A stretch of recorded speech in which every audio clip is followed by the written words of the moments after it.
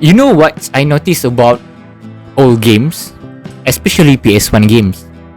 The menus were actually kind of crazy. If you ask me, I don't mean any crazy in a bad way. I mean, they were creative. Like really, really creative.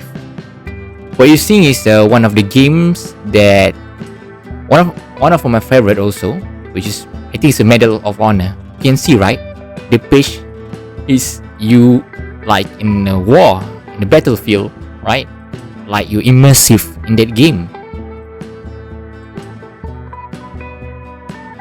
Think about some PS1 games that you play, right? You finish the game and then you go back to the main menu, and instead of just getting a boring screen with a logo and a couple of buttons, obviously, you get this whole little world. The characters moving around, I mean, music playing, camera moving, background changing, and then you can see this is a Spider-Man game, right? PS1 game.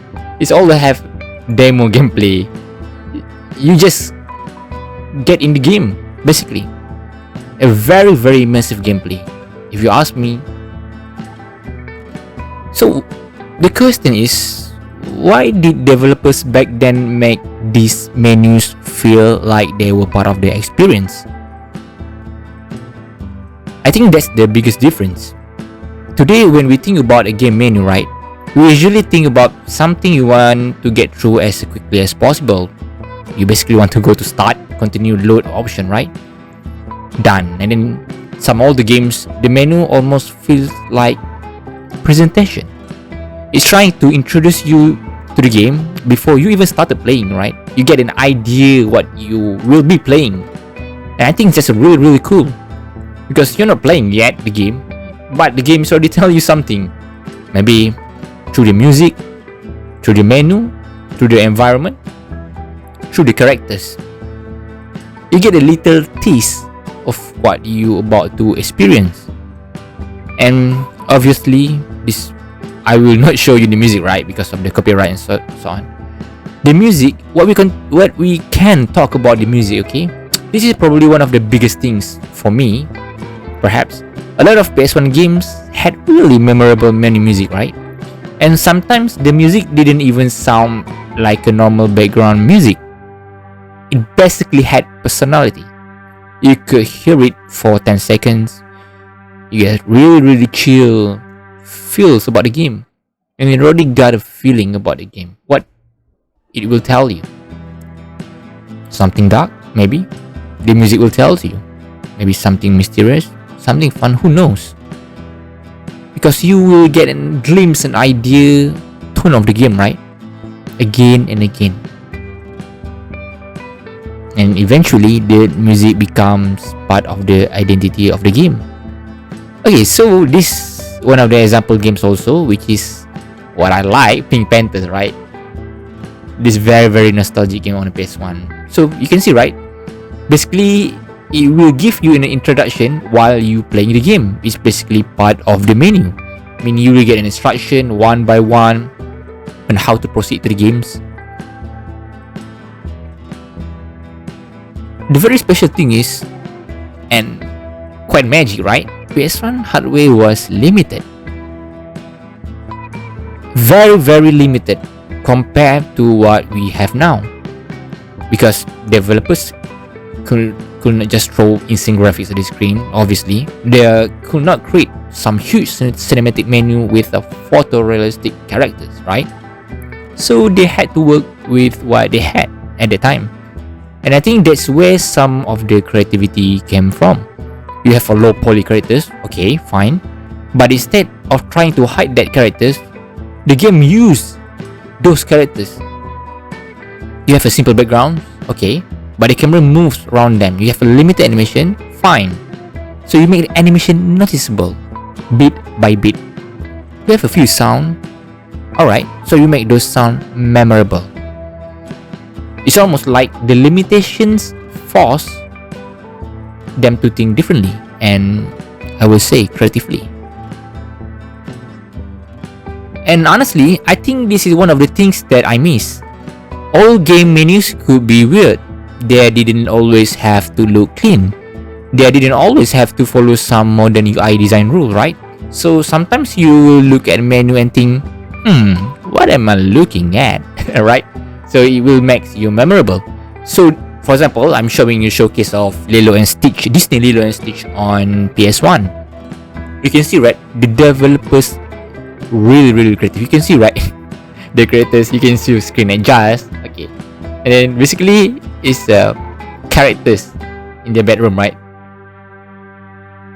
You can really relate to this animation.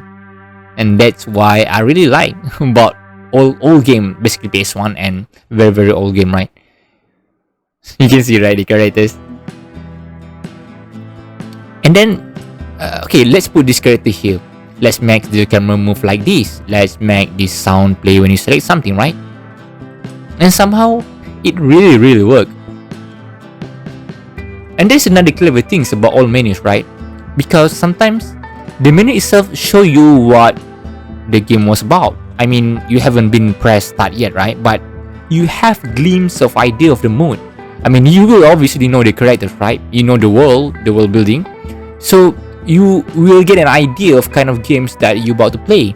You're almost like a movie trailer. Yeah, it will combine, right? Movie and game basically, because this is game, right? Not basically movie. So when there's a blend, both of the animation and gameplay is quite immersive. They're really nail it, man. So by design, it was a smart choice basically, because the first thing that you see should not just be functional. It should make you really want to play the game. This might sound like a small thing, but listen to an old game menu again. Move the selection, move again, click, boom. They sound like tiny, right? But they give the menu a feeling. Really good feeling.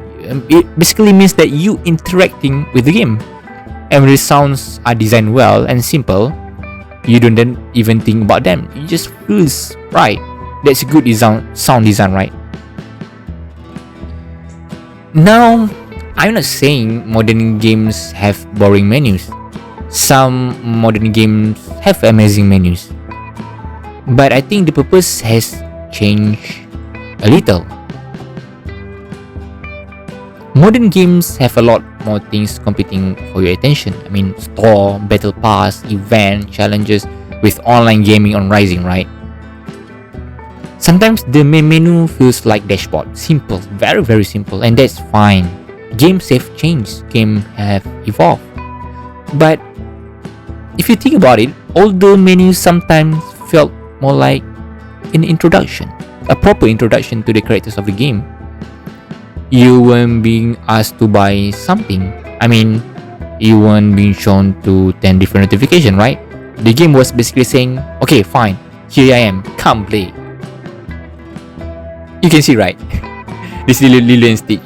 You basically can choose the menu selection, right? It's very creative. Hats off to the developer. Really creative, man.